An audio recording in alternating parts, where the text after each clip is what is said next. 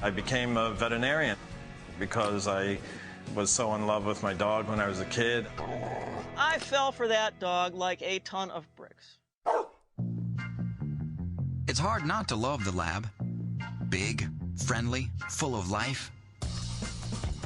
They're called the Labrador, but actually they come from Newfoundland. Yeah, Newfoundland. What we know as the lab today originated in the early 1800s, when fishermen bred a smaller version of Newfie to retrieve fishing nets and sometimes the fish that fell off hooks. They created a dog who loved to swim, had great stamina, and had strong haunches to leap dramatically into the water. The record is 27 feet. The breeders couldn't name the new dog Newfoundland. That name was taken. So the dog was named for the sea they worked in, Labrador. From there, they were brought to England, and the breed, as we know it today, was developed. Leading off the list, like all retrievers, the Lab has webbed paws. These natural flippers make him one of the strongest canine swimmers around. The second trait is an otter-like tail. Thick at the base and strong, it acts like a rudder in the water. Number 3 is a layered, slightly oily coat that keeps them warm, helps them float, and is also drip dry. Labs come in 3 bold colors. Black is the most common and the most successful in competitions. Yellow's next, and it's the most popular for labs working as police dogs.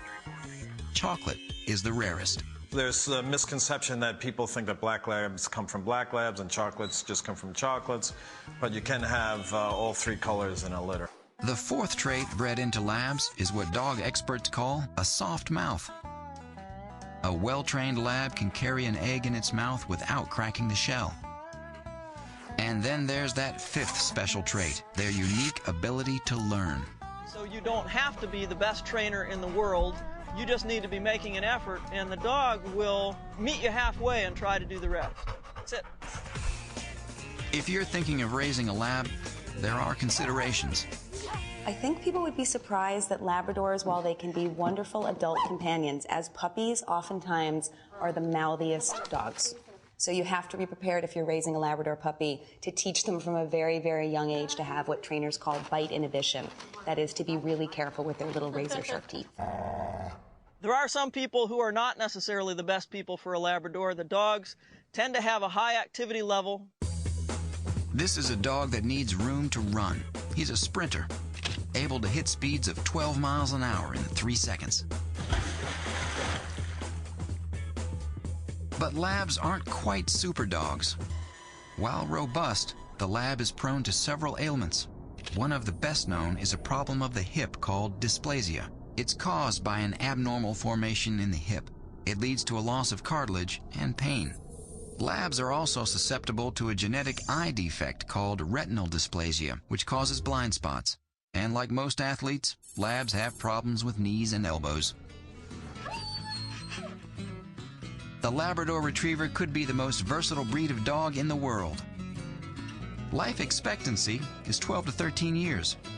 Labs as a breed tend to be pretty healthy dogs, but there are some issues that they're prone to on a genetic basis. Grooming is minimal, but they shed moderately in the spring and fall.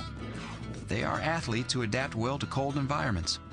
The Lab is a very secure, comfortable, adaptable dog. Labs adapt well to families and pose a low risk for bites. It loves to participate in family activities. It's hard to imagine a better dog than a Labrador. Labs are easy to train and eager to please. As with any dog, even though Labradors are wonderful companions, it's important to start training them when they're very, very young.